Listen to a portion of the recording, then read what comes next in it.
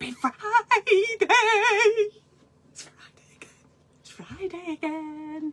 How did Friday come round so quick? Couldn't come round quick enough for me. 2 more days isolation. 2 more days. 2 more days. Yeah! And I haven't got any symptoms and I haven't got COVID. And I have had my jab. Is there anybody there? Is there anybody there? I'm just going to hang on. See if anybody joins me. How's your week been? Hello, doggy. I've got a room full of doggies. And I had a cat sat on the windowsill before. It's like a zoo in this house. It's like a zoo in this house. Nobody there. Nobody joining me today. I've tied my hair up. It's nice and clamped down. It's not in tight curls today because I can't take any more of that disgraceful criticism that I had last time. Anyway, I'm just going to hang on. I'm not going to start talking about stuff till somebody's actually joining me. Is there anybody there? Is there anybody there? Right, so what today's live was, what I really wanted to do was give you some tips and ideas for things to do for a week. I'm going to hang on and wait because I think when no one joins, I just think there's no one even watching. Talk to the dogs. Is anybody there? I think I've made too many teddies, haven't I? I've made too many teddies. They've all gone now. They've all gone. All gone to new homes. This is, oh, there is somebody watching. Is somebody who's watching going to say hello? Because I keep thinking this live's not working. Is there anybody there? Oh, you're all, I thought I were late today. You lot are late today. Anyway, right. You can watch it tonight on replay when you've had your tea. And you sat there nicely with your cup of hot chocolate. Oh, do you know what? I've made it myself a brew and I don't know what I've done with it. I left it on landing, I think. Never mind. Hi, Agnieszka. How are you? Happy Friday. Happy Friday, everybody. Hope you're all well. It's been a bit of a weird week for me this week. I'm going to bring that a bit closer. Let me bring you all a bit closer. Is that better? So the more that you, the less you can see of this surrounding area, the better, because this room has become so cluttered. I can't bear it. It's like I'm sat in a cupboard. Hi, Louise. Hi, Lauren. How are you? Hi, Lauren. How are you doing? So, yeah, I feel like I'm sat in a cupboard. There's shelves all the way around. There's stuff right the way to the ceiling. And I'm starting to go a bit crazy because I'm starting to collect things like this. I'm going to have to get rid of baby Andy, aren't I, soon? Because people think I'm something wrong with me. Anyway, any road up. So I've wanted to do this for a little while. And the reason being is because people go for their scan. I want my brew. Where's my brew at? I'll go and get my brew in a minute. I feel like do you know what? I feel like I'm going to lose my voice. Impatient waiting for our baby girl to make an appearance. Well, Lauren, this might help you. I feel like I'm going to lose my voice because I've been working from home this week and I have never stopped talking. I'm sick of the sound of my own voice because I've been doing the telephone bookings and talking to people. So I've been talking since 9 o'clock this morning to people over the phone. So it'd be nice to do a bit of computer work this afternoon. However, yesterday, mandatory training day on the computer. Oh my God. Oh my God. I'm either really, really thick or it's really, really hard. So normally as midwives, we have to go to mandatory training days to make sure we're up to date with all our skills and medical sort of information and what to do in emergencies and all that lot. And obviously we've not been able to do that. So they just make us do it all on the computer. And I did it hours and hours and hours and hours and hours yesterday. And I still didn't get through it all. So I'm glad it's Friday. I've still got quite a lot of work to do. But it's meant that me and Faith, the other midwife, have caught up a little bit, I think. Anyway, I'll shut up about me. So as you know, I've been self-isolating this week. So I've not been out of the house. I've been out in the garden once to put my washing out because it's nice enough today. That's all. That's all. But I got a bit of a taster this week of what it might be like for some other people, because obviously with my job, I've still been going out to work because we still need to visit the babies and we still need to do the clinics and we still need to make sure the mummies are all right. So even though I haven't seen a lot of my family, you know, I've been going out in the car and I've been obviously going do my shopping every week. But this week's been weird. I had a bit of a do on Wednesday and I felt really fed up and down. Hi Melissa, how are you? Lovely Melissa. Baby Arthur, I think it's Baby Arthur. Hi Rachel. So I was on a bit of a downer on Wednesday, I'm not going to lie. And I thought, I don't know, what's up with me? What's up with me? But the thing is, it affects you. You know, having taken away the things that you would normally do, your body seems to know.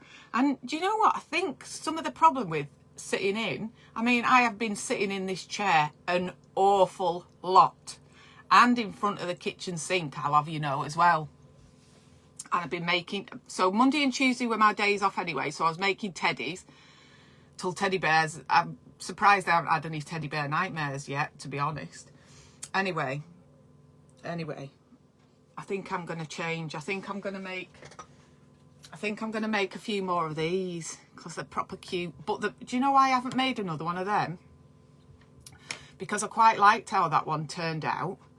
And I think if I try and make another one, it's going to go wrong, isn't it? But I have to try it. So I'm not giving that one away because I quite like that little one.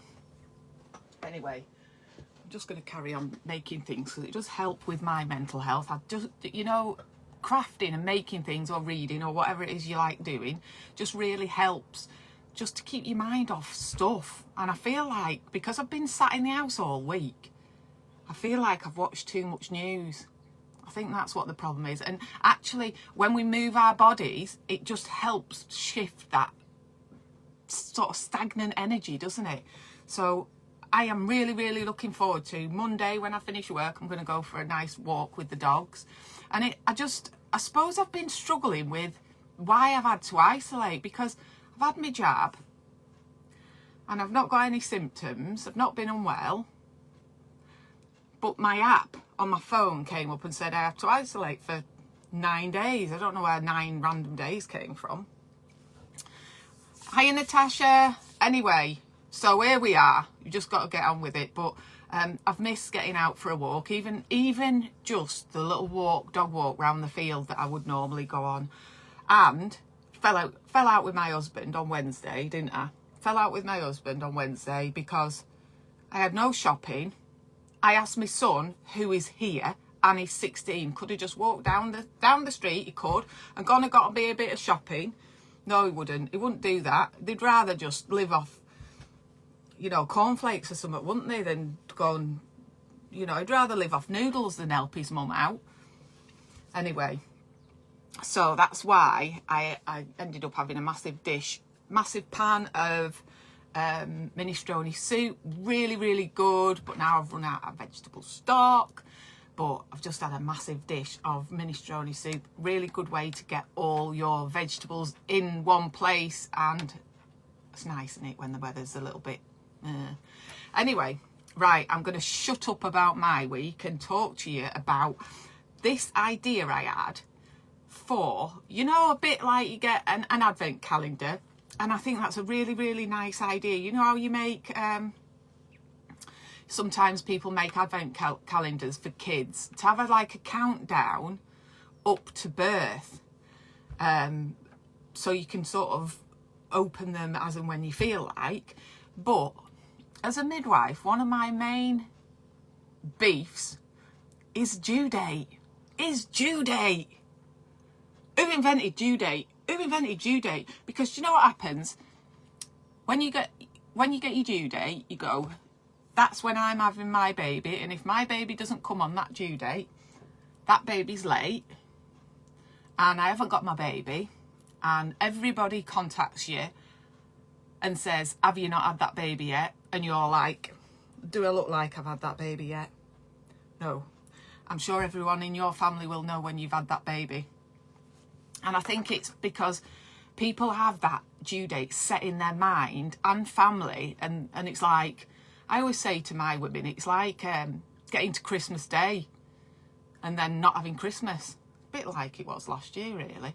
But that's what it's like for some people. They reach Christmas Day and then Christmas doesn't happen. And it's like a massive anticlimax. When the reality is, I don't know how many people actually know, that I think it's about 4% of babies are born on their due date. 4%? So what that means really is that what your due date's going to tell you is pretty much when you're not going to have your baby. So due date's only really a bit of an estimate, roundabout-ish day. So when I see my ladies sometimes on their due date, but usually around 40 weeks, I expect to see them, because who knows when the baby's going to come.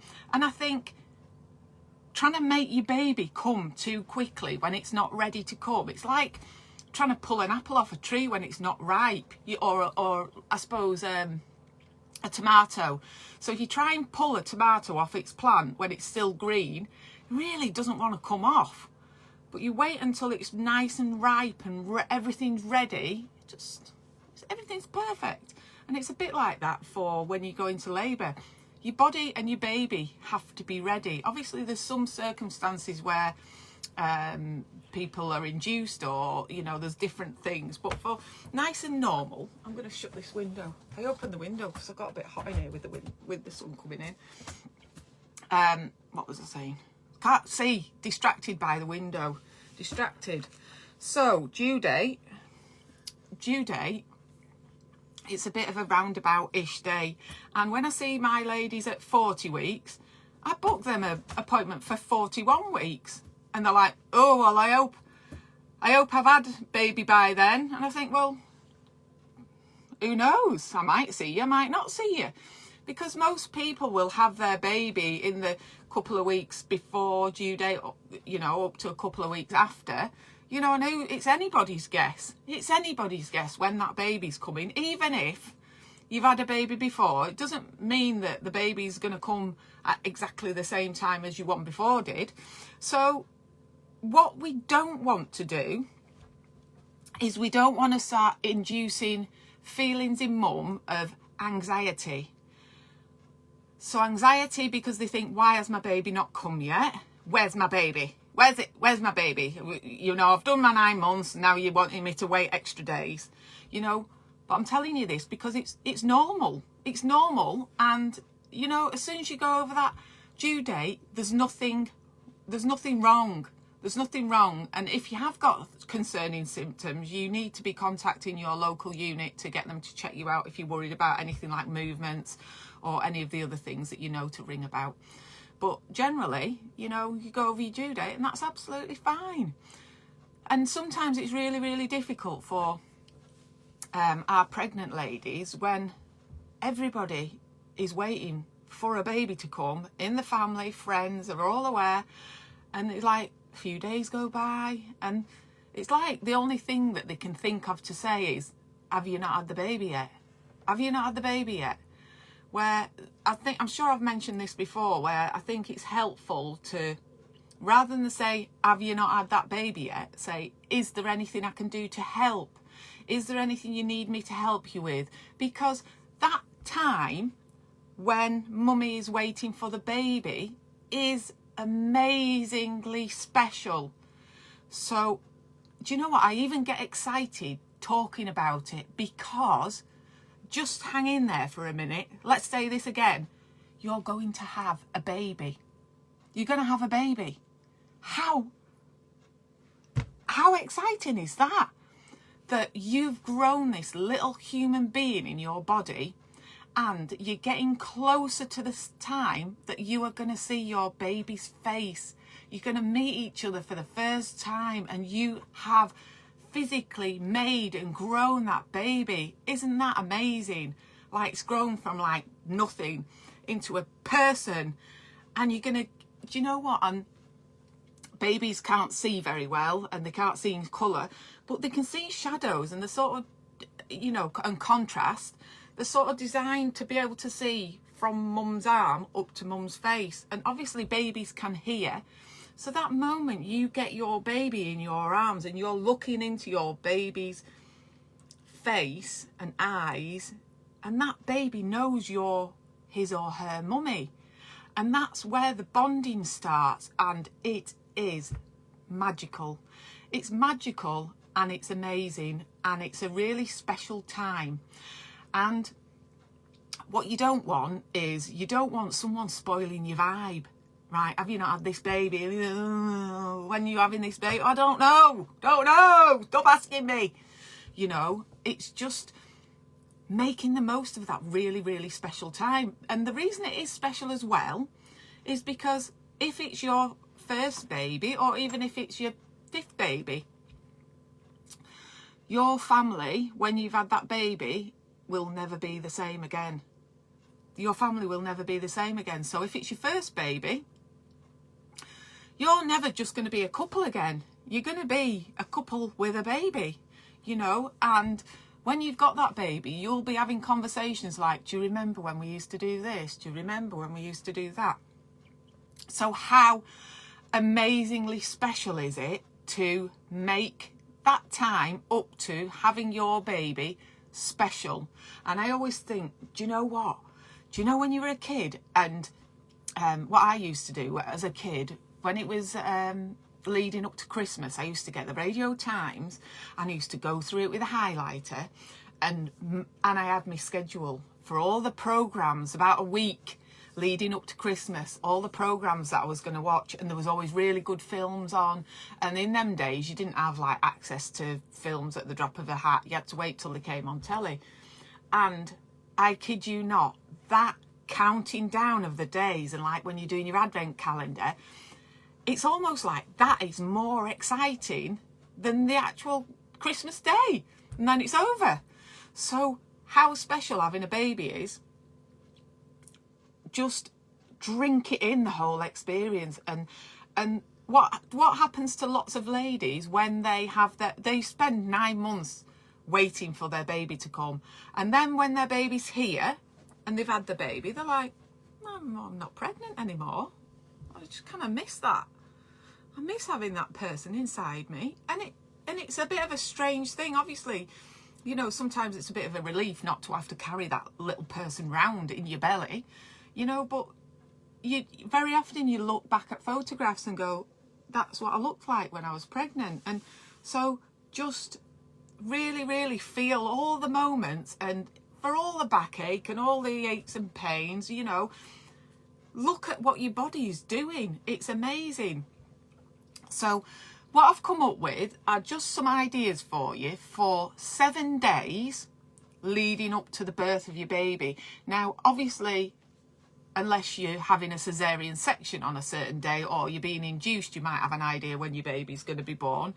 But who cares? So if you like did your 7 days leading up to your due date, you could do your 7 days after your due date, just to give you things to look forward to, because I think the specialness of this time, of the few days you have before you have your baby, I think is really, really underrated.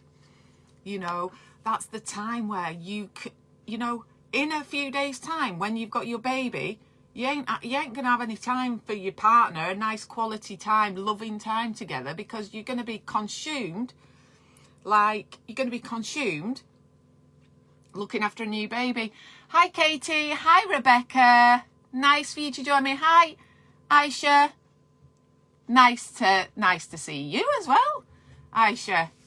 Anyway, so what I'm going to do is I have actually been really busy this week, so I've not had a chance to put together like a timetable, but that's exactly what I want to do, and make it a bit fancy so you can print it off and do your own little take on it. But let's have a look. These are not in the right order, these now. Right, let me have a look. So we're going to do 7 days, 7 special days leading up to birth of your baby. So right, so number one is a pamper evening. So day 1 of your 7 days. Hi Katie. Oh, hi Jodie. Hi from me and baby Ollie. Hi baby Ollie. So pamper evening. So what I mean is it's almost like each day of the 7 is going to be a bit of a theme going on. So day 1, pamper evening. All pregnant mummies getting up to their due date need to be pampered. So what we don't need to do is say, have you not had that baby yet? Have you not had that baby yet? What we should be saying is, we're all with you. We can't take the pregnancy away from you. We can't take the heaviness of that baby away from you, but we can look after you, and we can nurture you, and we can make you feel really special, and let mum rest. Let mum rest. Because if you go into labour and you're absolutely shattered because you've been running around cleaning the house, and you've been running around doing things for every man and his dog, you know, looking after all the other kids. So partners, this is a real good opportunity for partners to, you know, pull away and step up, look after the mum. So I've printed off some of these things here, and I've put things like, doesn't a nice bath make you feel special? Now, if you've got a double-ended bath, you can get in it with your partner. Get in it with your partner. And what I always say is, for pregnant ladies, what I think is really lovely, and what I did when I was doing dry January, is get a nice glass with some either non-alcoholic bubbly. That's nice. And we went through, didn't we, all the ones that were okay. And do you know what? If you like Prosecco or whatever, it's not the same. But it's just about how you feel about yourself. And, you know, and if you feel, a little tip from me, what I do when I'm feeling a bit self-conscious in the bath, just fill it up with bubbles. Fill it up with bubbles, because then you just feel a little bit more, you're having a nice pamper evening, but you feel a little bit more covered up. So I always put loads of bubbles on it. But just be careful about what you're using. You don't want anything too harsh. So nice bath, candles, aromatherapy. So if you've got a little diffuser, that the power of smell and relaxation is really helpful. And if you're planning to have a lovely bath spa type evening, if you've got a aromatherapy oil that you really like, then you could use the same aromatherapy oil when you go into labour. Because what happens is the brain goes, oh, I know that smell. That smell makes me feel really nice, really relaxed. So you're trying to replicate the same things that you can do again if you're going into hospital or you're at home. You can create the same relaxing environment. Because, just to remind you guys, labour is really dependent on having all these good hormones. So oxytocin. Go on a lot about oxytocin. If you don't know what it is, Google oxytocin, how to naturally increase your own oxytocin, because that's the hormone that you need to be in labour. So I've got this as well, and nice music. So look at those. So I like to turn the lights down low, and I think a good tip is have landing light on. Turn your light off in the bathroom, have your landing light on. And obviously, ladies, be careful with candles, but I love a candle. And though, you know, they're great big candles there, but you can have little tea lights. And if you're feeling super duper, you know, romantic, you can put some little petals in.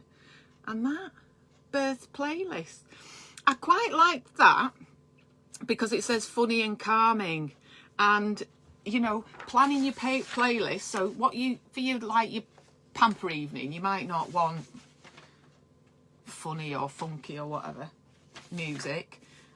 You might just want to take it down calming. But a lot of women do come into the delivery suite and they have some crazy music. They have some crazy, and they have like their style of music that just makes them feel empowered and strong and uplifted. So have a good think about what you're going to put in your on your playlist. Right, so number 2, day 2, we're going to do this. We are going to look at birth plans. Right, so what I did first of all is I just googled some pregnancy care planner template birth plan for hospital birth. I can open that with, oh, it's a bit bright, isn't it? Shouldn't complain about it being bright, should I? So I've got an array of birth plans that I've just printed off, and you can see that this one here is the NHS Choices one, and I had a quick flick through them to see what I liked and what I didn't like. So obviously it's your birth plan, so you're going to do it what, you know, how you want to do it, and what everybody feels is important in labour is going to be different. But there are some things on here that I just think, what's the point of putting that in your birth plan?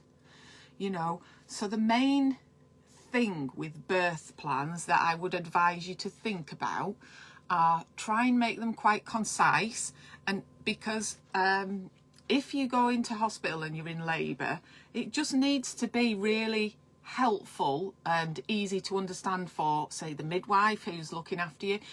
And what I've found a little article that I'm going to read you a little bit from that I thought was amazingly helpful. So we'll go through these first.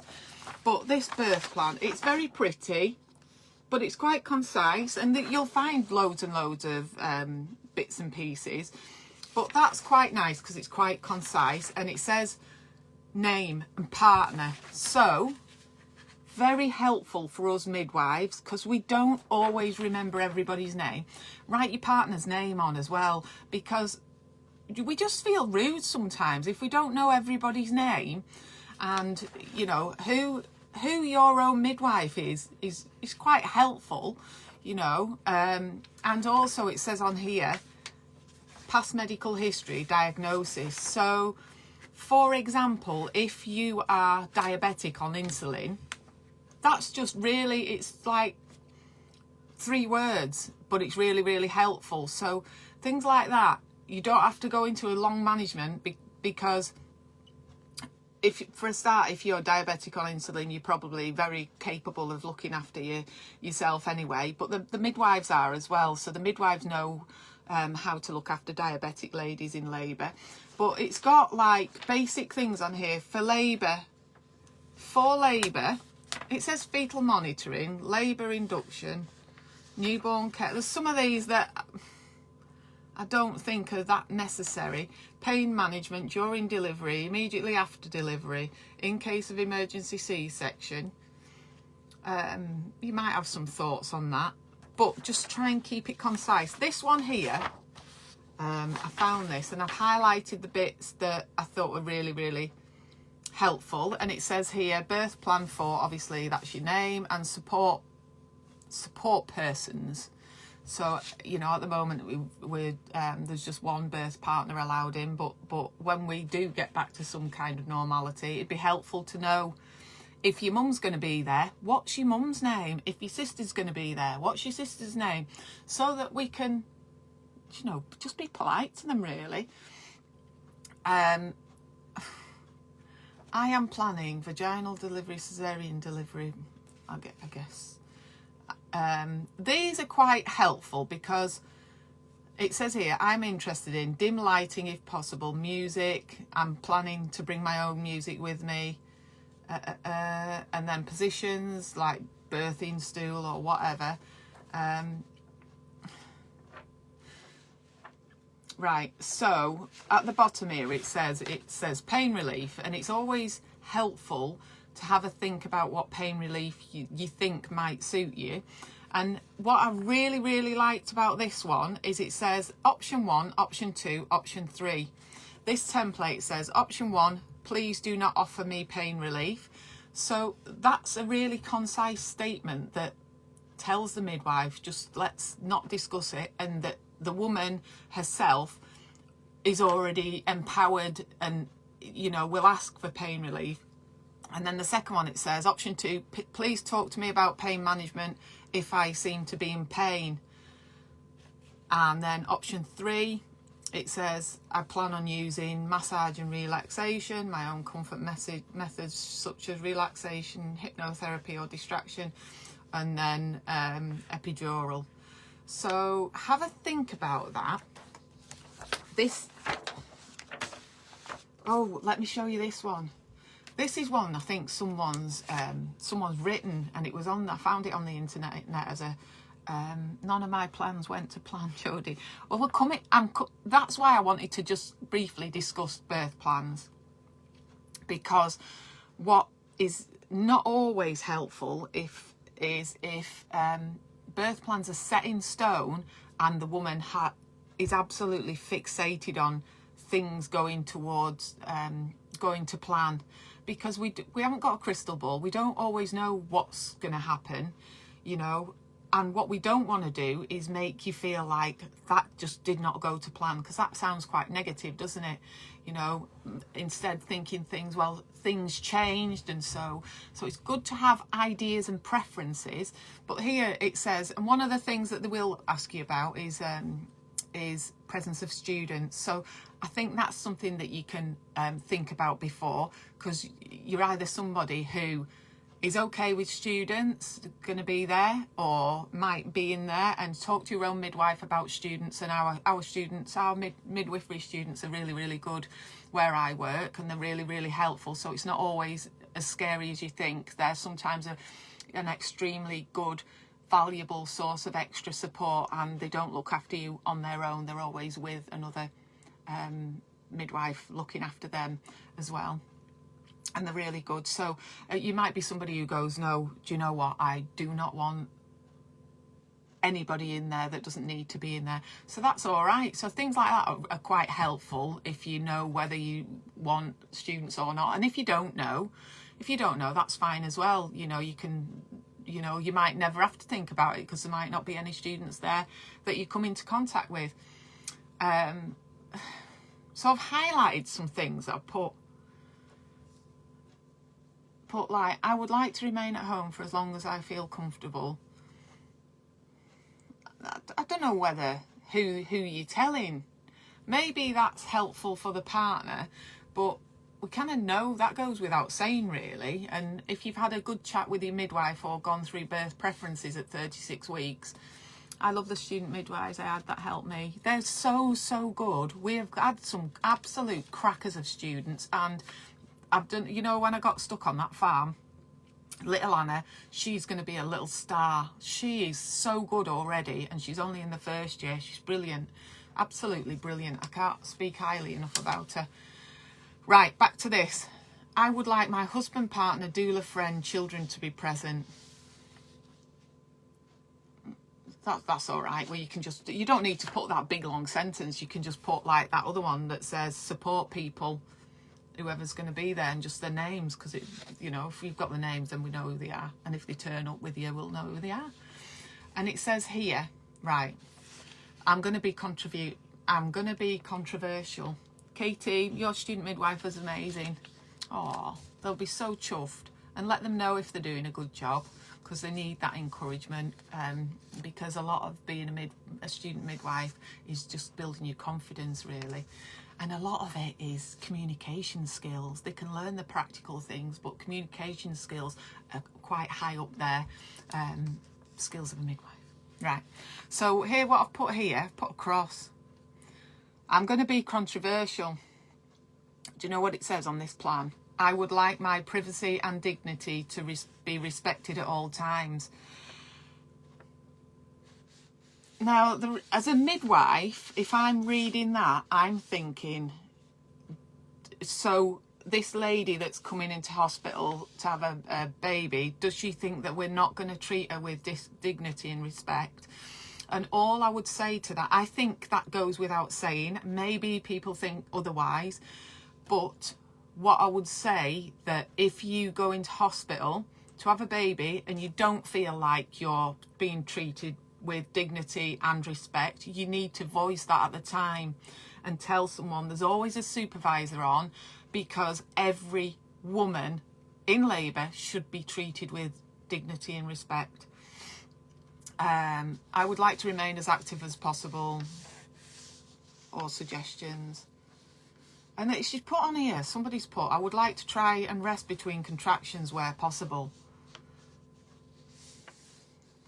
I just think it's a bit pointless. Maybe that's more of like a journaling thing. So maybe journaling about how you feel about things is really, really helpful. But you can see, it's a fair old document, that. It's one, 2, 3, 4 and a bit. It just says it's a sample plan and should be adjusted. But I just think it's too long, and saying things like, please will you treat me with dignity and respect, I just think,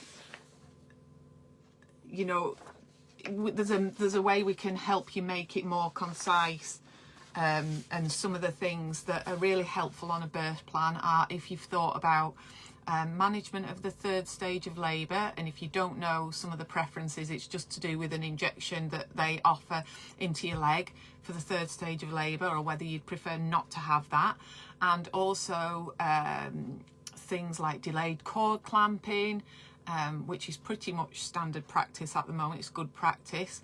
And whether you are happy for your baby to receive vitamin K. And some of those things are really helpful to think about before, because we can't administer medication without mum's consent. So we can't give your baby an injection or oral vitamin K without mum's consent. So they're just things that happen around birth that we're going to need to ask you at the time. So if you already know these things are coming, or you've already written it in your birth plan, that's really, really helpful. Right, so this birth plan, and this is kind of like a template, and it's got like multiple choice. I would like to give birth at home. I would like to give birth in the midwifery unit. I suppose it's all right if you just want to have a tick box, but that again is how many pages long is that? 10 pages. But I suppose I've just opened it at the last page, and I suppose what is very, very helpful on this one is it says special requirements. I like that. And it says on here, English is not my first language. I need someone present who speaks my first language. I need a sign language interpreter. I have special dietary requirements. I or my partner have special needs. I would like certain religious customs to be observed. They're the sort of things that are really helpful for midwives, because, for example, you might say, I'm hard of hearing in my left ear, or, which just really, really helps, or, anything, because everybody's different. Anything that you can just write down that's not going to change, but it's going to help make your labour and pregnancy journey a lot better. So some of the other things are birthing equipment, what you want to use, and sometimes people will put on here on birth plans monitoring during labour and birth, and most hospitals have a protocol about what monitoring they would use and why. So hopefully leading up to birth, you'll be able to have a discussion with your midwife or doctors about what they would advise, and also what is your preference, because the hospitals have their protocols and guidelines that they follow, But it doesn't mean that the mum doesn't have any choice. You know, it has to be an informed choice for mum. So if you don't know and you're not sure why they're doing something, just ask them. You know, you do have a right to ask questions. And, you know, if you're sitting at home worrying about something, that we can just give you a simple answer, or you can say, well, I am having that, or I'm definitely not having that, then you feel a bit more in control, really. And one of the things that's really difficult for mummies is when they start feeling out of control. So one of the good things about having a birth preferences list is making other people aware of what's going to make things nice for you. Because let's face it, being in labour is hard work and very tiring sometimes, but it's an amazing time. Never forget how amazing it is. Your body is just doing amazing things. So have a look at that. You can have a look at that and see what you think. And there'll be some birth plans that appeal to you, and some that you just think, no, I don't need to do all that. Anyway, I put in birth plans and I was looking at them, and I came across this. Right, it'll be the other way around for you. But what that says there is the birthday cheat sheet, right? And I thought, what's this cheat sheet? It says here, so there was it was attached to an article, and I'm going to read you a little bit if my voice holds out. But it says why I used a cheat sheet instead of a birth plan. I thought, what is a cheat sheet? And so I looked at it, and I don't know what's cheating about it, but I think it's really, really helpful. So what you can see from that is that it's on one A4 side, and this actually you can probably find, but I don't know what I suspect it's from somebody in America, but I feel like that's really concise, and it's actually split up into boxes. And you'll see from here, explain to you what's on it. So here we've got in labour to-do list, and then you've got things needed and to keep track of during labour, after baby's born, labour positions, exercise ball positions, pain management techniques, hypnosis information, and labour stages. So I'll go through what's actually written on there, but I thought that is possibly nearer to something that I think is really helpful. But I'll just read you what she says. It says, why I use a cheat sheet instead of a birth plan. The first time I had a baby, I was told to make a birth plan and to give it to my doctor ahead of time so they could approve it and we'd be on the same page. We did this, but my doctor wasn't at the birth, and the one we got did not care at all what our preferences were, which is unfortunate. In retrospect, my husband didn't understand the birth plan, and this didn't help him to stand up for what I wanted. I had never seen a birth before and was fully expecting to be in charge of the whole process. I was not able to maintain control in that environment and situation, neither was my husband. This time, so I'm guessing it was second baby, I focused more on prepping my husband so he could stand up for me if needed. He focused more on this too. He read The Birth Partner, and I'm guessing this is what she meant. This is Penny Simpkin. This book's really, really helpful. Birth Partner, I gave it to my sister for her partner to look at. If they want something to look at, I just think it's knowledge is power.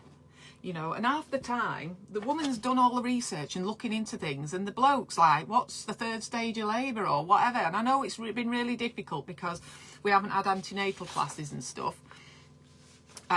So anyway, what she says is, he read The Birth Partner, which seemed to be helpful. I made him a cheat sheet so he could reference it quickly and ask questions beforehand.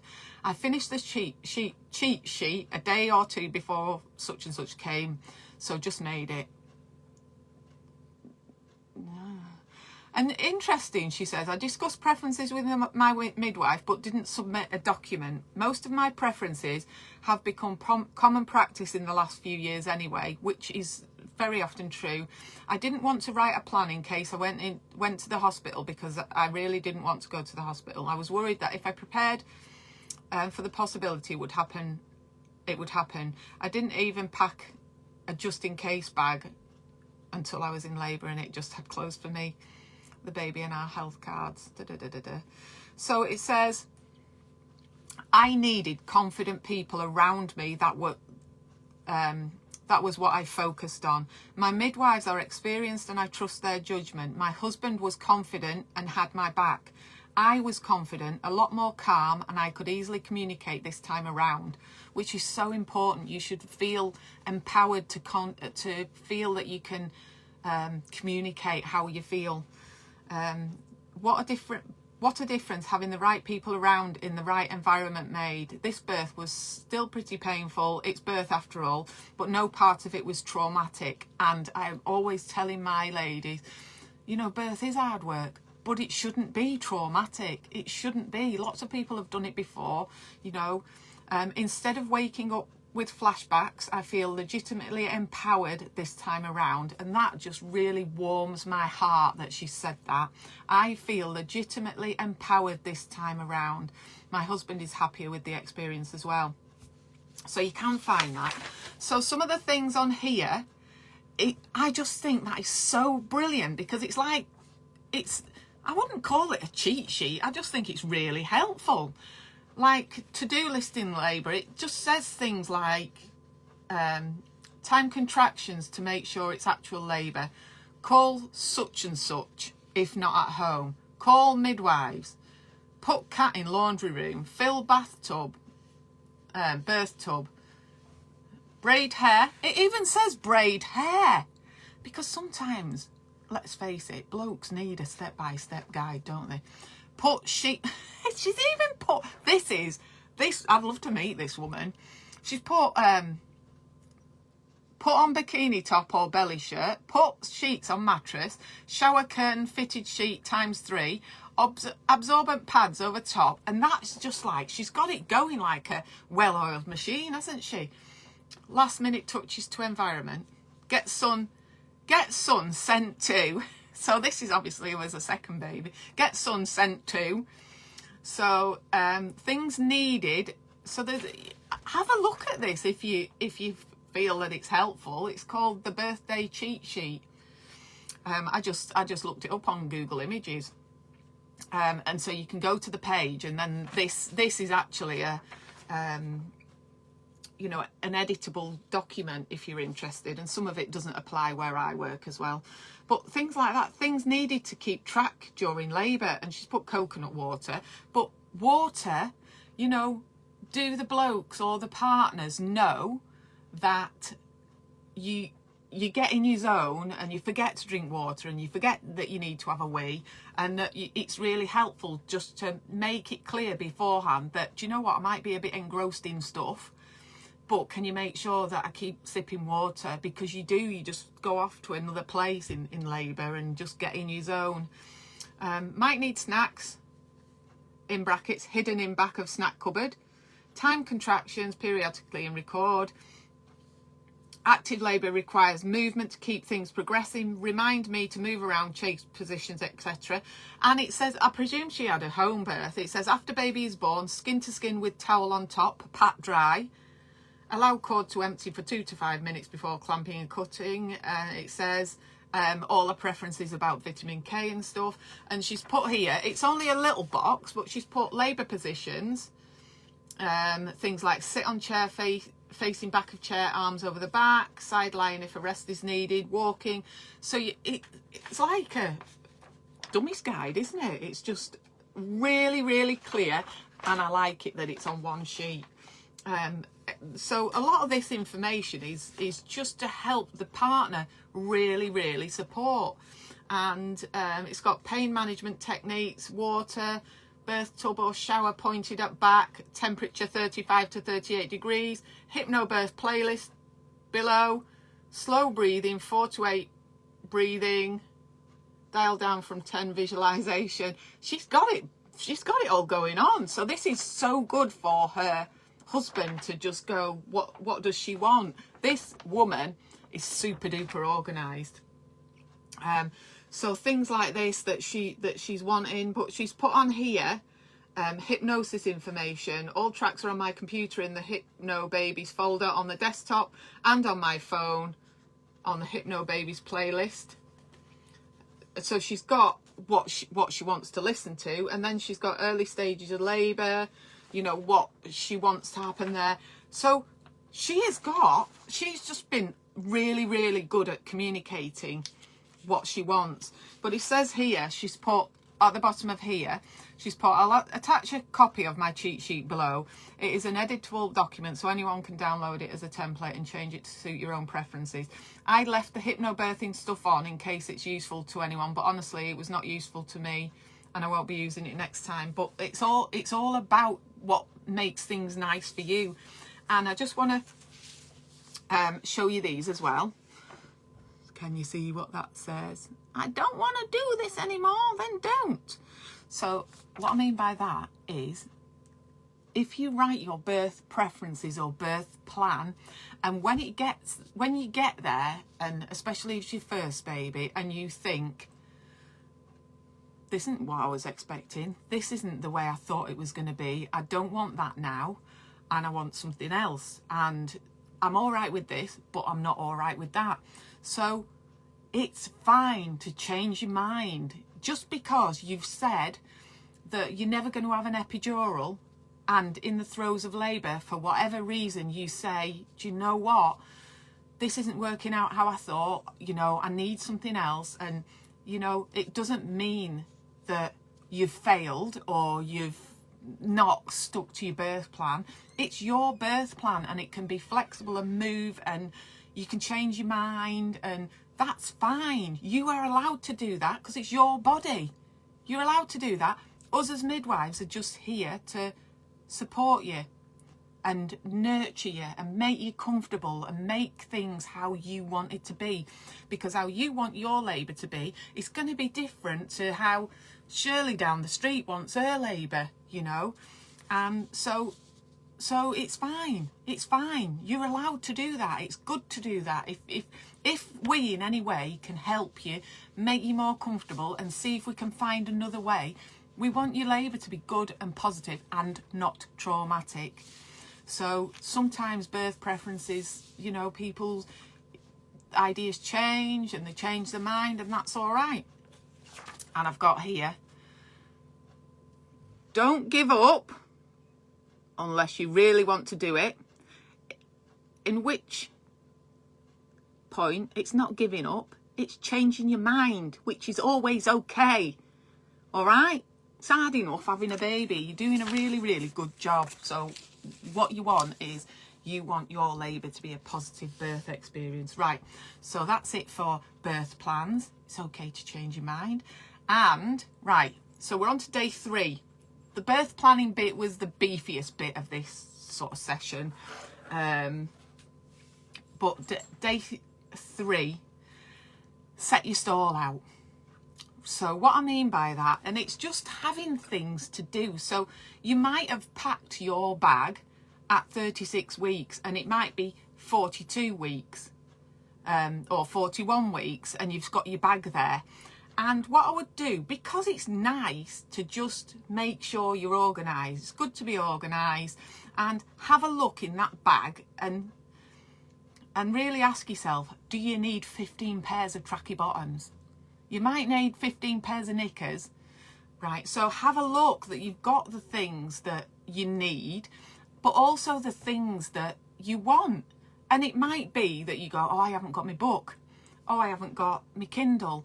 Oh, I haven't got my glasses. Oh, I haven't got my phone charger. So that you know that the things that you want are going to be there, and you can chuck out some of the things that you go, oh, I didn't need that. I didn't need 3 pairs of slippers. You know, so have a look.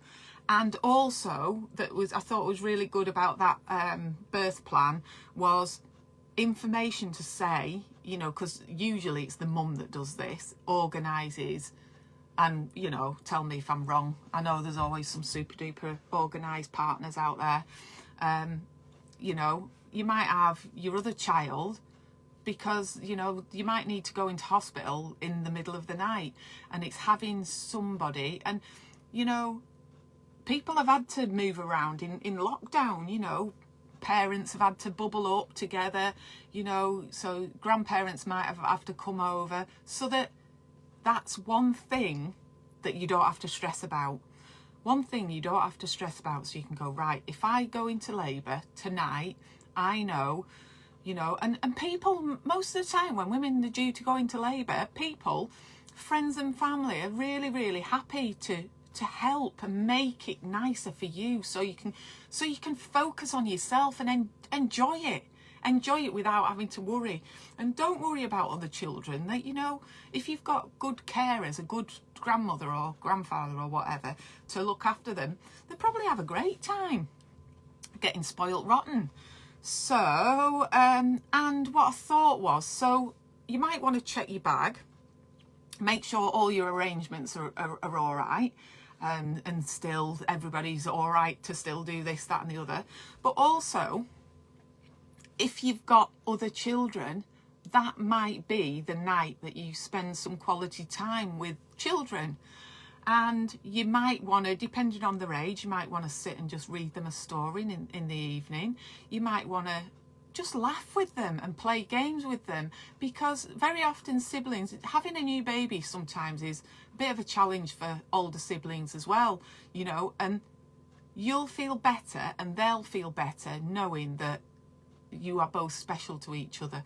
Because if you go and you're away for a couple of nights or whatever in hospital, you know that you've had that really quality time with the other children, and you know, isn't it lovely? Because they're all your babies, aren't they? So that's it for day 3, and I'm going to write all these down for you. Oh no, hang on. Oh yes, day 4, practice run for day 4. What I mean is dress rehearsal. So like doing a bit of a what do you call it, sort of a simulation of what's going to happen. So what I mean by that is try and mock up what you would want to happen when you go into labour. So if you've never been in labour before and you don't know how contractions feel, you know, just think about things that you and your partner could do that you would find really, really comforting, that would make you feel really lovely and cozy and warm and safe and secure. And what I mean by that is, you know, very often in labour, the power of touch is really, really helpful for lots of women. So lots of women in labour really, really like a sort of a low back massage. So let me, so here we go. So these pictures here that I've just printed off the internet are, you know, can you see that really, really low back there? Right down at the base of your back, almost where your coccyx is. So very often women, don't ask me why, somebody will know, that pressure on there when the woman gets a contraction is really, really helpful. And can you see he's doing it there as well? And she's got herself into a position there that she really feels comfortable. And the reason why I think it's helpful to have a practice run is because you get to try out positions, you get to try out partner rubbing your back. And you know, if you've read any of the hypnobirthing books, you know, there's an arm stroking technique, and if you have a go at doing things like that, and you might laugh and you might feel stupid, but laughing is good. That's good, to have a good laugh, get it all out, get it all off your chest, you know. But partner might, you say you're on your birthing ball and partner's just stroking your arms down like that, you know, you might say, whatever you do, don't do that to me in labour. Just don't. I don't like it. I don't want to be touched. I'm spitting everywhere.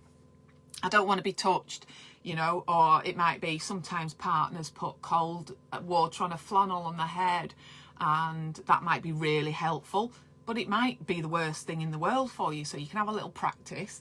And you know, with the massage, you've got an opportunity for them to, and you just got to Google pregnancy massage, you know, the power of touch is really, really helpful. And sometimes when you're getting those contractions, that distraction from being stimulated by touch really, really, really helps. It's amazing.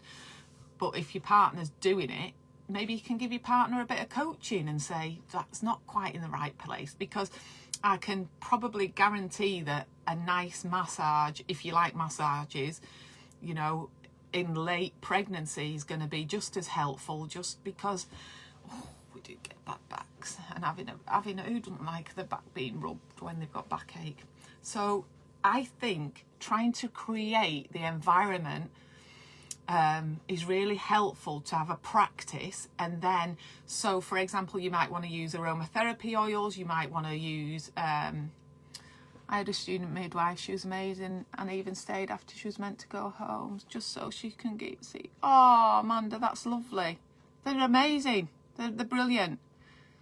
Oh, they are. They're really, really good. Some people are just a little bit scared of the unknown where students are concerned. And changing your mind goes for students as well, or, you know, staff. If you get somebody and you think, oh God, I can't stand them, they're just so annoying, you can tell someone.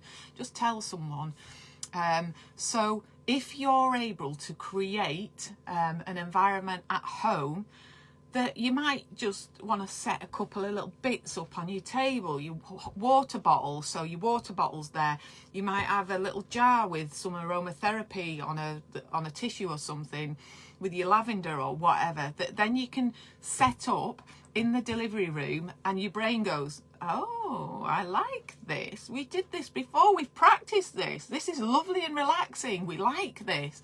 And it's just something, despite clinical sometimes, and despite, you know, an environment you're not used to being in, if you've got your own little things, you might want to have your own, sometimes ladies bring in their own cushion, because it's that familiarity and your own comfort smells. And you know I've seen women bring little photographs in little frames and things like that, you know, before, because that's what makes them feel comforted, and that's what we're aiming for. So practice runs are good. So we talked about playlists. Whatever floats your boat. I would suggest having something that's quite calming, and as well as something that's quite uplifting as well. And I think practice run, it's always good to have you know, a little chat about music. Have a chat about music with your partner, and you know, tell them that the music that influenced your younger years. I have 5 weeks left tomorrow. Oh, Amanda, you'll be fine. You'll be absolutely fine. I know you're a pro. But it's normal to feel a little bit nervous, isn't it? But it's because we can't see into the future. That's why we get a little bit apprehensive. But everybody is round you to look after you and make sure you and your baby are safe. And we try our best to do a good job of that. So practice run is number 4. And number 5, day 5 of your 7 special nights is date night. Date night. Who knew pregnant women can have date night? Who knew that? Who knew pregnant women can still feel sexy? Who knew pregnant women could still dress up in something nice? Who knew pregnant women could put makeup on and some nice lipstick on, even in lockdown? Who knew pregnant women can get out of the pyjamas and just feel the vibes? Right, so what I mean by date night is, right, we can't go out for meals. And what I'm saying to you here is that there ain't going to be that many date nights when this baby arrives, because date nights are going to turn into feeding nights. And you'll be spending whatever time you can trying to catch up on sleep. So what I think's lovely is just do something special. I don't know whether any of you do special things on Valentine's Day, but remember, it is a special time. I got married when I was 8 months pregnant. Oh, that was enough. That's the ultimate date night, isn't it? I'm sure you had a lovely time. So I just think it, you know, even if your partner is not fussed and can't be bothered, get them on board. Get them on board. You get your little, it's amazing what bits of stuff you can get on the internet, what little fancy bits, and you don't even have to spend a lot of money. You don't even have to spend any money, but you might see what we do in our house when it's a special occasion. My husband's, he's a bit tight. we don't go out for a meal for any old occasion. It has to be really special for us to go out for a meal. And if I go, I've had a good week at work. No, that's not a good enough reason to go out for a meal. However, if something really, really good's happened, he might let me get a fillet steak. A fillet steak is my favourite. Love a fillet steak. So I know it's a special staying in date night if I get a fillet steak. He has sirloin steak and I have a fillet steak. Just love it. Rare. Oh, so nice. So treat yourself to something that I think I should have sold tickets. Oh, every student, doctor and midwife on duty came to go up as I gave, let me see what this rest of this comment says because I want to see it. Every student, doctor and midwife on duty came to go up as I gave birth naturally to twins, lol. Apparently 8 years ago it wasn't a done thing with twins and I was a phenomenon. Right, Kat, the thing is that just the way that you've explained that makes me feel really sad. And I hope that all you ladies, twins or not, that's your birth experience and you don't have to feel... Oh, dog's barking. You don't have to feel pushed or bullied into having people in the room that you don't feel comfortable. So, you know, it is a valuable learning experience. It is really, and that's why lots of people are interested. But it's your body and it's your private parts and it's your babies. You know, you're in the driving seat and, you know, don't feel coerced or pushed into letting every man and his dog come and see what's going on. You know, it is, everyone's got to learn. We know that. And, you know, however, that's special for you and you are not a museum exhibit. That's probably really controversial and, you know, but everybody feels different. But if you just to hear you say the word gawping, oh, that just is awful. It's just awful. You know, that's your intimate time, birthing your babies. You know, that's awful. I don't think I had a choice. My eyes opened and the room was filled. Awful. I'm so sorry, Kat. I'm so sorry. That's just so sad. So sad. And it shouldn't be like that. And that isn't going to help the process of labour if you've got a crowd of people in the room. So if any of you take anything from this today, please don't be frightened of saying no. You know, it's if you might be somebody that feels perfectly comfortable in that environment, which is fine, you know, but if you don't feel comfortable, then you should be treated with dignity and respect. And that is all I'm going to say about that. So please, please always feel that hopefully there's somebody who's caring for you, and usually it's the midwife, but it might be the student midwife, that you can have a word in their ear and say, this is not good for me, I'm not happy, please can you sort it out for me. And if you've got a trusting relationship with your midwife, then hopefully you can sort of hand it over to her or him and help you get into a place where you feel in the zone and comfortable. Card games and pizza and a Disney move was fun as we got due and not being able to go out because of COVID. Really, really good ideas of things to do, and Disney movies are really, really good. And before I forget, so date night. So I've just printed off some of these because you know everything that I do crafty, I just copy off the internet, right? So can you see here? This is no secco or alcohol-free, whatever you want. Or you might just want a glass of water, but get your fancy glasses out. Look at these. Look at these. You know you're having a posh night, don't you, if you've got more than one set of knives and forks. Fancy, fancy. Make sure you get a starter and a pudding, right? And I just thought that just looks really lovely. And if you've got a partner that needs telling what you need, tell him. Say what we need. We need roses on the table because we're having date night on Friday or Saturday. And I quite like that. This is the sort of weird stuff I'd get up to. You know, you can put a piece of card through your printer and, you know, print off a little menu.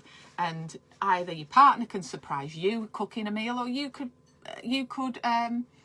you know, surprise your partner. And if it's something that you don't normally do, you might feel a bit stupid, but you're going to feel really special. And the other tip is, as well, put a tablecloth on. That always makes things posh, doesn't it? So take that plastic one off, or put a nice tablecloth over the top, and, you know, I'd be there putting little sprinkles on the table as well. So that's really nice as well. So your date night, and turn the telly off, have some nice music on, and have some time for each other. Because remember, and I keep saying this, it is a special time. It's such a special time, and your life and your family is not going to be the same again. So this is special. So don't waste any of those special days leading up. And if the days go on, you might want to add little things and themes to do on the end of your 7 days. You know, you might want to go, well, you know, I want something to look forward to, so we're going to go out for a walk on this day. We're going to go for a nice walk together and just feel and love and experience nature. So that they're other ideas. So your date night as well, have some time to talk together. And sometimes, especially in our house, sitting round the table is the only time that we actually check in with each other and say, how was your day? How's your day? And, you know, sometimes it's really helpful for each other to say, how are you feeling? How are you feeling? We're going to have a baby soon. How are you feeling? Are you all right? Is there anything I can do? And this goes for both mum and partner, you know, because very often partners get forgotten, and very often partners are nervous and anxious as well, because they've got the prospect of seeing their wife or partner in, you know, in pain. And sometimes partners really struggle with that. So we mustn't forget the partners, because we need to look after the partners so they can look after the mummies. Right, so, and once you've had your meal, and hopefully you've got somebody else to do the washing up. If you've got older children, get them to do washing up. But then you might want to watch a movie. You might want to just snuggle up in, you know, snuggle up in your comfies. But this is after you've got dressed up for date night. But snuggle up and put something nice on, a nice film that means something good to you. So get Googling, like... Go on then. Are you taking the dogs out? Go on then. Alfie. Oh, old Alfie won't be getting up. 15 doesn't like getting up to go for a walk. Go on, Alfie. Come on. Go on. Come on. He's waiting for me to get up and tell him. Alfie, go on. Go on. Alfie, come on. He won't get up until I get up. Come on. Let me go and get him for his walk. Go on. Come on. Come on, good boy. Go for a walk. Oh, he's got going. He's got going now. He's got going. So, films. Can you please not watch horror films? Can you please not watch distressing news? Can you please not watch dramas about axe murderers? Can you please be very mindful about the sorts of films you watch? Perfect are uplifting Disney films, if that's what you like. But I was trying to think before, what's a nice uplifting film? And things like, oh, what's it called? Summit Happiness with Will Smith. What is it? Happiness Summit. I can't remember. The Quest for Happiness, or I can't remember. I could remember before, but now it's gone. Anyway, you know what I mean? That happiness film with Will Smith. That's a lovely film. But get Googling uplifting films. Uplifting films that are not going to make you bawl your eyes out, but are going to make you feel good and happy. Pursuit, that's it, In the Pursuit of Happiness. I knew somebody would know. Right, so we've done number 5, date night. Oh, and what I put as well is for your date night, what I think is really, really lovely, especially in not lockdown, if you're bored stiff, is, oh, I do like a twinkly light. As you know, as you've seen, and these little twinkly lights, right, they're just on the end of a little battery pack. I've got some over there that I need to change. But I think, and especially if you go for a walk in woodland and stuff, I quite like, I'm going to sound like a right one, I quite like twigs. Right, I quite like twigs. Now, see, that's quite big. But can you see that? I think that's stuck in, I think it's stuck in like a Christmas tree basey thing. So you don't need to have one that touches the ceiling, because unless you've got a tree in your garden that somebody's cut down. But you can have that on a much smaller scale. And that one there, I think that one's really, really sweet. And that actually, I mean, that's not what somebody's got out of the garden. But you can see what I'm talking about there, can't you? I think they're little, do you know what those little things hanging off are? I think they're those like glass bauble things that you put, what are they called? Terrariums or something like that. Anyway, I've got a few of those because all the plants died. All my plants die. It's really bad. Look, I'm going to show you. This is what my husband's, this is what I not even noticed. Look, chuck it in the bucket and move on. Oh my God, look what he's done. I'd not even noticed that. I've got an ivy on other landing windowsill. That looks even more dead than that. I'm not sure whether that's retrievable, but I don't know. I'm not very good with plants. I'm not very good with plants. Anyway, so that's why I have to mess about with things like this, because things like that can't die because they're already dead. And I quite liked this. Do you know what? I quite liked that. I think it says something like, I love you because, and it's got all those little hearts on it.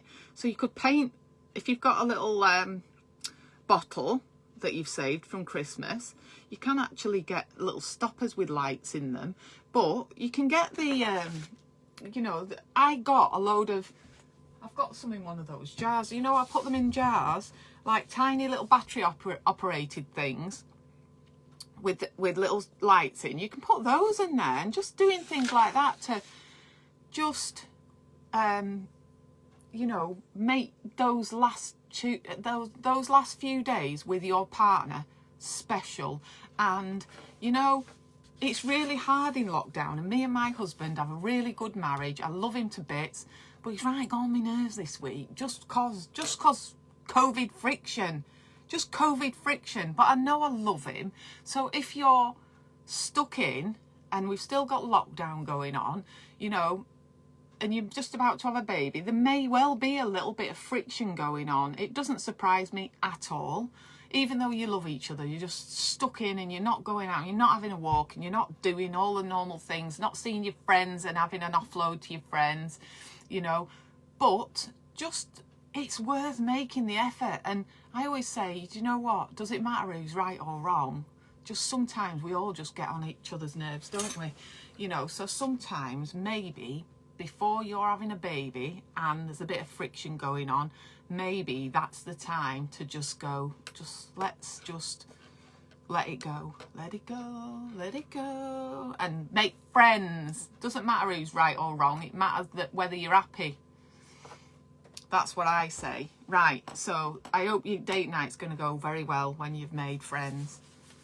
I think I might make friends with my husband tonight. I've not... Wednesday got me nerves. That's another story. Well, I couldn't go out, so I've been alright grumpy. Anyway, right, so we're on to day 6 is going to be your journal evening. And I keep saying I'll print it out and I'll do you a copy. I'm working tomorrow, so I'm going to be really busy. I might not get around to doing it until Sunday with your timetable of scheduled events for 7 days leading up to having your special baby. But day 6 is your journal evening. Some of these things in, you know, that was saying on the birth plans, sometimes I've seen some of those and I've noticed that some of them are things that are relevant to the woman, but not particularly the midwife or any of her carers. And I think sometimes doing that birth planning is a way of just journaling. So, you know, I think it's quite cathartic, isn't it, to just get things out, and I think that's a really good thing to do. So, you know, it might be that you might keep it to yourself. It might be that you share it with your husband or your partner, you know, and it might be that you need to get stuff out. And journaling basically is you just start writing, and it doesn't matter whether it's spelt right, it doesn't matter if it's neat, it doesn't matter, it's just for you. But the more you start to do it and just let it flow, more things start coming out easier. And you might say, I am really angry. I'm really angry about that last midwife that do whatever. And, you know, sometimes it's just good to get it out, because you can't change what's happened in the past, but you can try and influence and change things that are going to happen in the future for the better.